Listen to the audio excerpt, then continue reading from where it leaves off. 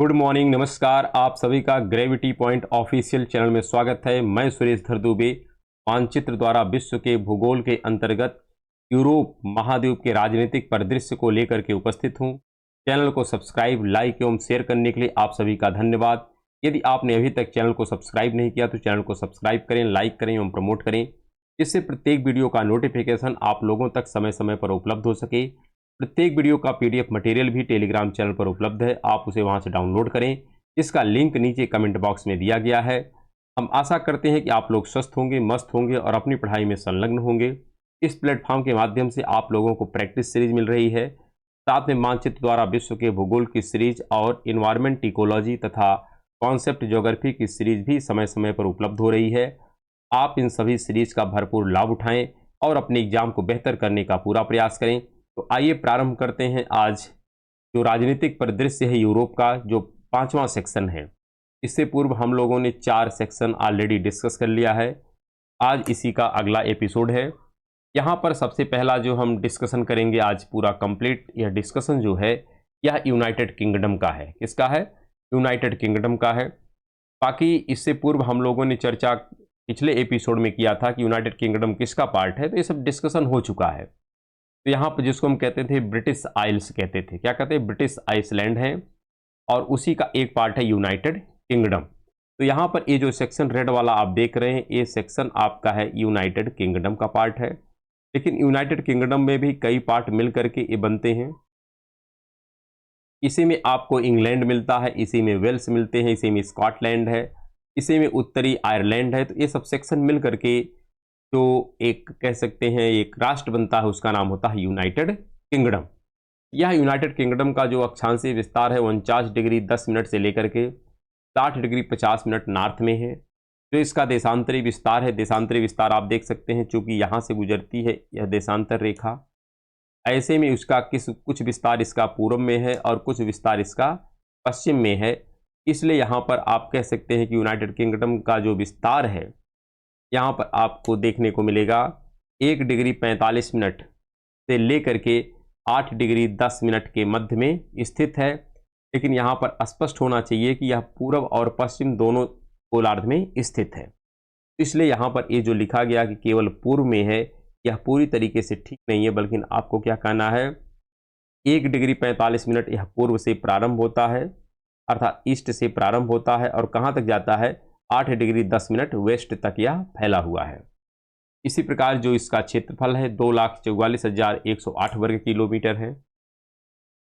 यहाँ की जनसंख्या लगभग 59.5 मिलियन है। राजधानी यहाँ की जो है लंदन है। लंदन आपको नीचे की तरफ मिलता, ये है लंदन। साथ में यहाँ पे जो भाषा यूज की जाती है वह अंग्रेजी है, वेल्स है, स्कोट्स और गोलिक, ये भाषाएं यहाँ पर प्रयोग की जाती हैं, ऑफिशियल भाषाएं। यहाँ पर अगर हम बात करें यूनाइटेड किंगडम में ग्रेट ब्रिटेन अर्थात यूनाइटेड किंगडम में कौन कौन से क्षेत्र शामिल किए गए हैं, तो यहाँ पर ग्रेट ब्रिटेन का पार्ट आता है, उत्तरी आयरलैंड का पार्ट आता है। ये जो सेक्शन है यह उत्तरी आयरलैंड का है। और इसमें अगर देखा जाए तो अन्य बहुत से छोटे छोटे द्वीप हैं जो शामिल किए जाते हैं। यूनाइटेड किंगडम को गठित करने वाले द्वीपों में ग्रेट ब्रिटेन सबसे बड़ा द्वीप है, क्योंकि यह जो सेक्शन है यह ग्रेट ब्रिटेन और इसके साथ साथ बहुत से छोटे देश या छोटे द्वीप मिल करके इस पूरे यूनाइटेड किंगडम का फॉर्मेशन करते हैं। यहाँ पर अगर हम ग्रेट ब्रिटेन की बात करें तो ग्रेट ब्रिटेन संसार के सबसे बड़े औद्योगिक और निर्यातक देशों में से एक है। यहाँ के मुख्य उद्योगों में लोहा, इस्पात, इंजीनियरिंग, रसायन, इलेक्ट्रॉनिक, वायुयान, कपड़ा तथा अन्य उपभोक्ता की वस्तुएं उपलब्ध होती हैं। उत्तरी सागर में मिले तेल के कुछ वर्षों में ब्रिटिश अर्थव्यवस्था को नया वरदान दिया है। साथ में अगर हम बात करें ग्रेट ब्रिटेन के अंतर्गत कौन कौन से पार्ट आते हैं, तो ग्रेट ब्रिटेन के अंतर्गत आते हैं इंग्लैंड आता है, कौन आता है, इंग्लैंड आता है, स्कॉटलैंड आता है और वेल्स आते हैं। ऐसा हमको स्पष्ट होना चाहिए कि ग्रेट ब्रिटेन जिसको हम नाम दे रहे हैं उसके अंतर्गत कौन कौन आता है, तो स्कॉटलैंड यहाँ पे है, वेल्स यहाँ पर है, साथ में यहाँ पर हम बात करते हैं इंग्लैंड, इंग्लैंड का तात्पर्य ए है। यह सेक्शन इंग्लैंड का है, यह वेल्स का है और यह सेक्शन किसका है, स्कॉटलैंड। ये तीनों मिल करके किसका फॉर्मेशन करते हैं, तो ग्रेट ब्रिटेन का फॉर्मेशन करते हैं। और इसी में जब उत्तरी आयरलैंड का भी पार्ट मिल जाता है तो इसी को हम क्या कहते हैं, यूके का नाम दे देते हैं। यहाँ पर अगर हम बात करें मिडलैंड जो प्रांत के मुख्य शहर हैं, मिडलैंड प्रांत का तात्पर्य है कि जो ए वाला सेक्शन होता है मध्य वाला, इसी मध्य वाले सेक्शन को हम नाम देते हैं मिडलैंड प्रांत। क्या कहते हैं? मिडलैंड प्रांत का ये नाम दिया जाता है। इसके अंतर्गत कौन कौन से पार्ट आते हैं? तो यहाँ पर आपको मिलता है बर्मिंघम है, यहाँ पर ये देखिएगा ये बर्मिंघम का सेक्शन है, यहाँ पर बर्मिंघम है, साथ में दक्षिण स्टेफोर्डशायर है, डडले, फिर वेलबर हैम्पटन, वालसल और साथ में पश्चिमी वार्नविच, ये सब सेक्शन किसके पार्ट हैं? तो मिडलैंड प्रांत के यह मुख्य सेक्शन है, जिनके कुछ प्रमुख विशेषताएं हैं। जैसे बर्मिंघम की विशेषता क्या है? यह ब्रिटिश औद्योगिक क्षेत्र का सबसे बड़ा शहर है। इसी प्रकार दक्षिणी स्टेफोर्डशायर में बर्मिंघम एवं उसके आसपास के उद्योग का आधार इसी शहर का कोयला क्षेत्र है। इसी प्रकार डडले, वोल्वरहैम्पटन और वालसल और तथा पश्चिमी बार्नविच के विषय में अगर हम बात करें तो उपरोक्त शहरों को सम्मिलित रूप से ब्लैक कंट्री भी कहते हैं। क्या कहते हैं? ब्लैक कंट्री के नाम से जानते हैं। यहाँ पर अगर हम बात करें कोवेंद्री की, तो कोवेंद्री भी इसी मिडलैंड प्रांत का पार्ट है। और कोवेंद्री के विषय में अगर हम डिस्कस करें तो यह भी काफ़ी महत्वपूर्ण है। यहाँ पर हम कहें वारविकशायर कोयला क्षेत्र में यह शहर अवस्थित है। यहाँ मोटर वाहन और साइकिल उद्योग स्थापित है। फिर लेइसेस्टरशायर, यह महत्वपूर्ण कोयला क्षेत्र है जिस पर वर्नर आंट टेंट सबसे अधिक शराब बनाने वाला शहर स्थित है। इसी प्रकार डर्बी भी मिडलैंड प्रांत का ही पार्ट है। यहाँ पर वस्त्र तथा इंजीनियरिंग उद्योग में विशिष्टीकरण प्राप्त है। इसी प्रकार नाटिंघम की अगर हम बात करें तो नाटिंघम भी इसी उत्तरी मिडलैंड प्रांत का पार्ट है। यहाँ पर होशियरी, औषधि और भैषजिक सिगरेट एवं तंबाकू के उत्पादन में इसे विशिष्टीकृत महत्व प्राप्त है। इसी के साथ अगर हम इस बात करें ग्रेट ब्रिटेन का जो एक पार्ट है जिसका नाम वेल्स है, वेल्स आपको यहाँ पर देखने को मिलता है। यह ग्रेट ब्रिटेन का ही पार्ट है और एक प्रकार से यूनाइटेड किंगडम का पार्ट है। वैसे अगर हम यूनाइटेड किंगडम की बात करें तो यूनाइटेड किंगडम काफ़ी बड़ा है। इसी यूनाइटेड किंगडम में यहाँ पर ये देखिए, यह इंग्लैंड है, यह वेल्स है, यह स्कॉटलैंड है और यही तीनों मिल करके जो सेक्शन बनता है उसका नाम क्या है? ग्रेट ब्रिटेन है। तो इस प्रकार के नामकरण की बातें आपको स्पष्ट होनी चाहिए कि कौन किसका पार्ट है। और यूनाइटेड किंगडम तथा ग्रेट ब्रिटेन में डिफरेंस इतना है कि यूनाइटेड किंगडम में आपको नॉर्थ आयरलैंड का पार्ट भी ऐड हो जाता है। यहाँ पर जो लिखा गया है इसकी जनसंख्या है 28,99,000। यहाँ की राजधानी जो है इसका नाम है कार्डिफ है। क्या नाम है? कार्डिफ। तो कार्डिफ यहाँ की राजधानी है, किसकी? वेल्स की। कार्डिफ यहाँ पर मिलता है, ये है कार्डिफ। साथ में यह मूलतः बिटुमिनस और एंथ्रासाइट कोयला क्षेत्र है। यहाँ पर प्रमुख किसकी खान है? एंथ्रासाइट और बिटुमिनस टाइप का कोयला। परंतु अब यहाँ कोयला की मात्रा कम हो जाने से उस पर आधारित उद्योग तटीय क्षेत्रों की ओर स्थानांतरित होने लगे हैं। लौह अयस्क के आयात पर यहाँ का उद्योग आधारित है, क्योंकि यहाँ का जो लौह इस्पात उद्योग है यह किस पर आधारित है? तो इस्पात के आयात पर, क्योंकि हम लोग बाहर से आयात को यहाँ पर इंपोर्ट करते हैं। उसके पश्चात इस पर हम लौह अयस्क उद्योग को विकसित किए हैं, जैसे आप जापान की बात कर सकते हैं। अतः यहाँ के तटीय शहरों जैसे कार्डिफ है, स्वांसी है, पोर्ट तालबाट और न्यूपोर्ट का विकास हो गया है। इसी प्रकार अगर हम ब्रिस्टॉल शहर की बात करें तो यहाँ पर सैवर्न ज्वार नदमुख पर अवस्थित है एवं कोयला क्षेत्र के लिए स्थित है। ज्वार नदमुख का तात्पर्य होता है यस्सुरी। तो बेल्स का जो यस्सुरी है अर्थात जो ज्वार नदमुख है, ये वाला जो सेक्शन है ये है ज्वार नदमुख। यहीं पर आपको एक नगर मिलता है जिसका नाम है ब्रिस्टॉल। क्या नाम है? ब्रिस्टॉल। इसी प्रकार अगर हम बात करें प्लाईमाउथ की तो यह एक महत्वपूर्ण शहर है जो रिया प्रकार के तट पर स्थित है। किस तट पर स्थित है? रिया प्रकार के तट पर अवस्थित है, जहाज निर्माण उद्योग पर आधारित है। रिया तट क्या होता है इसके विषय में हम लोग चर्चा तो बहुत पहले ही कर चुके हैं, जब जियोमार्फोलॉजी का डिस्कशन कर रहे थे कि सागरी लहरों के द्वारा जब तट का कटाव किया जाता है तो वहाँ पर जो पतली पतली कह सकते हैं जलधाराएं या जलराशियाँ अगर स्थल में प्रवेश कर जाती हैं तो उससे जो तट बनता है कटा फटा तट, जिसे हम फ्योर्ड तट कहते हैं हिमानी क्षेत्र में, उसी को अगर हम सागरी लहरों के द्वारा कटा फटा तट है उसको कहते हैं रिया तट। इसी प्रकार अगर हम लंदन की बात करें तो लंदन आपको यहाँ पर मिलता है, ये है लंदन का सेक्शन।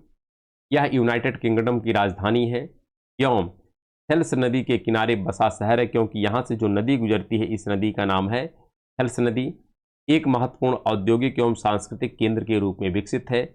एक महत्वपूर्ण पत्तन जो व्यापार के लिए काफ़ी महत्वपूर्ण है, क्योंकि यहाँ से ये जो नदी गुजरती है इसी नदी के तट पर स्थित है, इसलिए इसको हम क्या कहते हैं? महत्वपूर्ण पत्तन कहते हैं। विश्व के व्यस्ततम अंतर्राष्ट्रीय हवाई अड्डों में से एक है यह लंदन।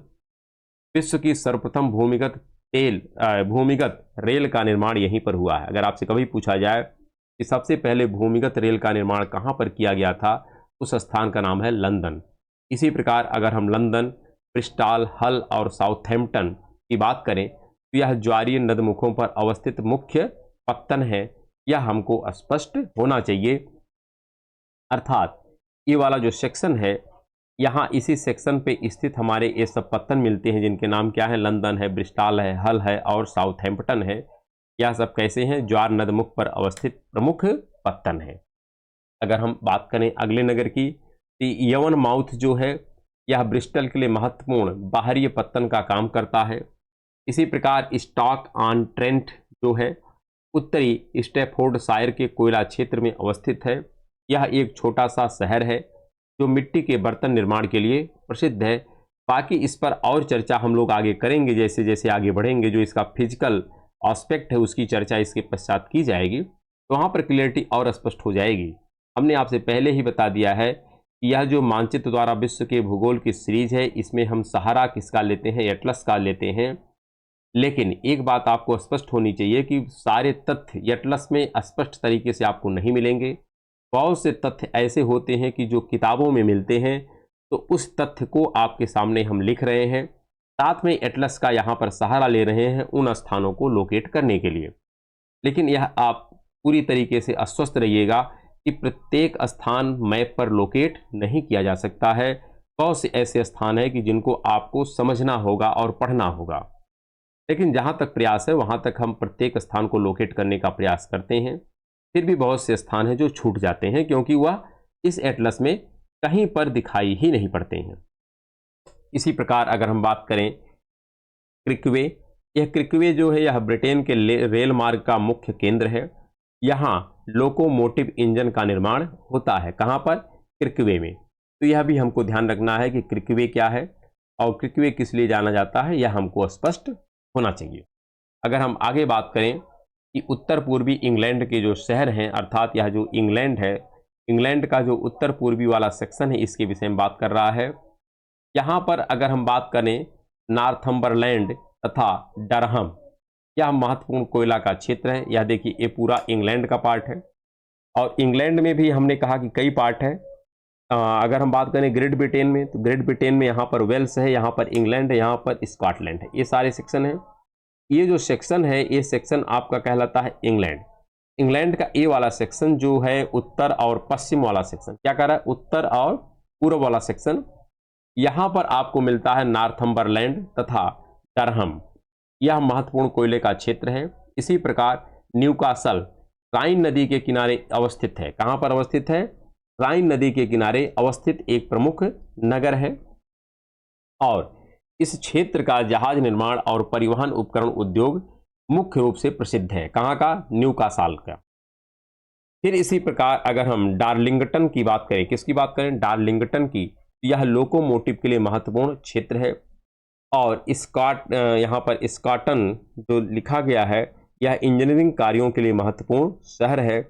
इस प्रकार से ये जितने यहाँ पर नाम आपके सामने लिखे गए हैं, यह सब उत्तर पूर्वी इंग्लैंड के मुख्य शहर हैं। इसी प्रकार अगर हम आगे बात करें तो आगे कुछ और शहर हैं, जैसे मिडलेसबरो।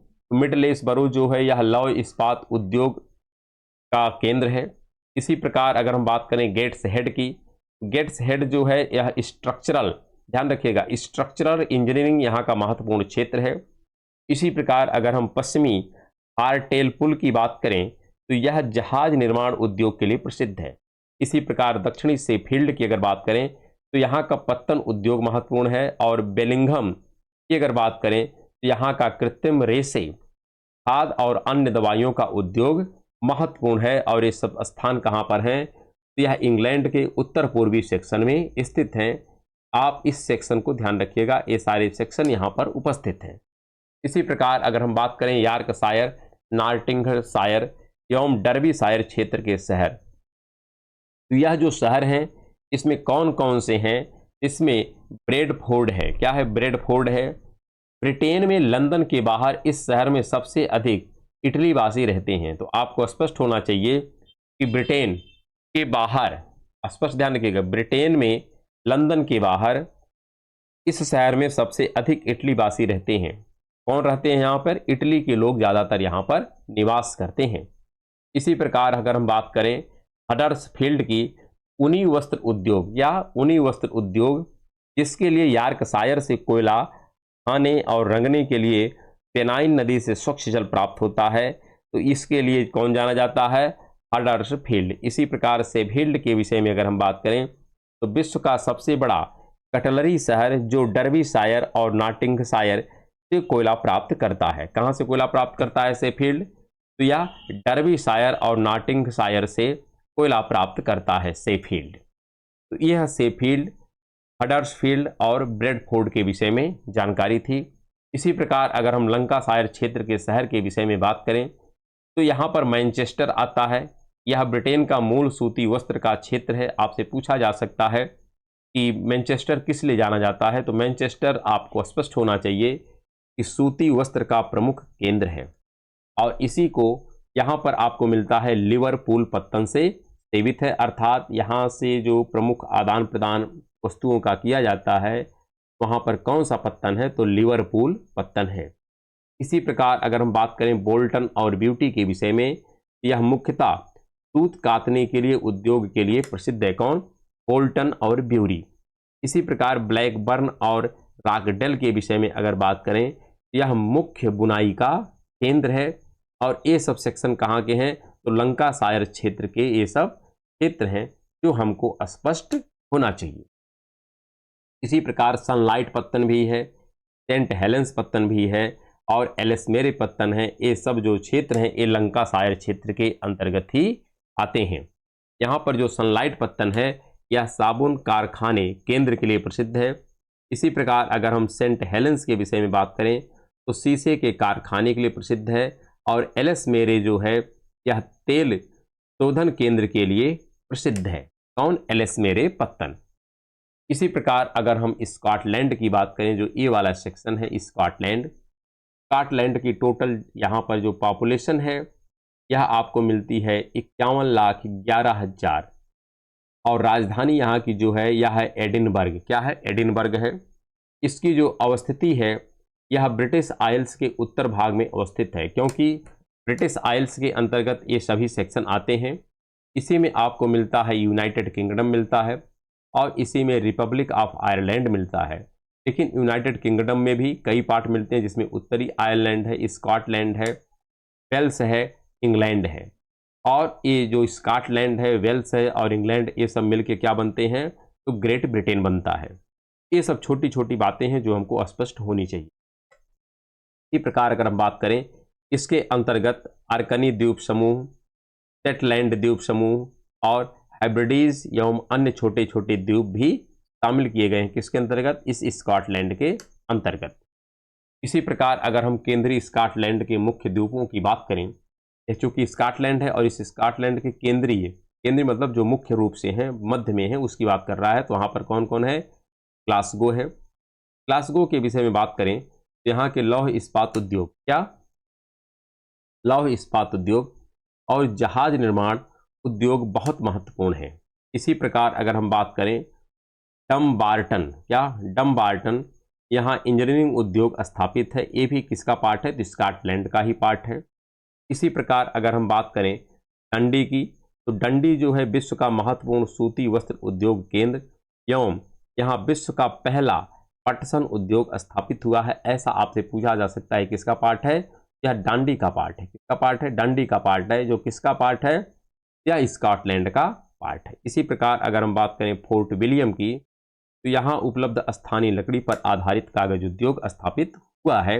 यह हमको तथ्य स्पष्ट होना चाहिए। इसी प्रकार अगर हम बात करें बृहद लंदन के औद्योगिक क्षेत्र। तो बृहद लंदन एक बहुत बड़ा क्षेत्र है जिसके अंतर्गत बहुत से छोटे छोटे पार्ट आते हैं। जो बृहद लंदन है, ये तो पहली चीज़ स्पष्ट होना चाहिए कि यह थेम्स नदी के ज्वार नदमुख पर अवस्थित है और यहाँ पर अनेक उद्योग क्षेत्र भी विकसित हुए हैं, जैसे ऑक्सफोर्ड, यह एक यहाँ की यूनिवर्सिटीज़ है। लंदन है, बृहद लंदन में लंदन भी आता है। कैम्ब्रिज विश्वविद्यालय है और ये मुख्य शैक्षिक संस्थान है। ये सब चाहे ऑक्सफोर्ड हो, चाहे लंदन हो, चाहे कैम्ब्रिज, क्या है, यह मुख्य शैक्षिक एवं सांस्कृतिक केंद्र के रूप में प्रसिद्ध हैं। और ये सब किसके पार्ट हैं, तो बृहद लंदन के औद्योगिक क्षेत्र के अंतर्गत ही आते हैं। इसी प्रकार अगर हम बात करें यारमाउथ के विषय में, तो एक महत्वपूर्ण मत्स्य पत्तन है। यह 0 डिग्री देशांतर पर स्थित है। थेम्स ज्वार नदमुख पर स्थित इस शहर को विश्व मानक समय ग्रीनविच मीन टाइम के निर्धारण के लिए जाना जाता है। जो ग्रीनविच टाइम है, यह 0 डिग्री देशांतर से गुजरती है। यह जो 0 डिग्री देशांतर है, यह जिस प्लेस से गुजरती है उस प्लेस का नाम क्या है, लंदन है। क्या नाम है, लंदन है। इसीलिए कहा गया है कि एक महत्वपूर्ण जो यारमाउथ है, यारमाउथ क्या है, एक महत्वपूर्ण मत्स्य पत्तन है, 0 डिग्री देशांतर पर स्थित है। थेम्स ज्वार नदमुख पर स्थित इस शहर को विश्व मानक समय ग्रीनविच मीन टाइम के निर्धारण के लिए नियत किया गया है। ऐसा आपसे पूछा जा सकता है। वैसे लंदन तो सब लोग जानते हैं, लेकिन लंदन जो बृहद लंदन है उसी का एक कह सकते हैं पार्ट है जिसका नाम है यारमाउथ। क्या नाम है, यारमाउथ। चलिए, इसी प्रकार अगर हम बृहद लंदन के और प्रमुख क्षेत्रों की बात करें तो उसमें आता है कैंटबरी। यहाँ पर कैंटरबरी है, यह बृहद लंदन का धार्मिक शहर है।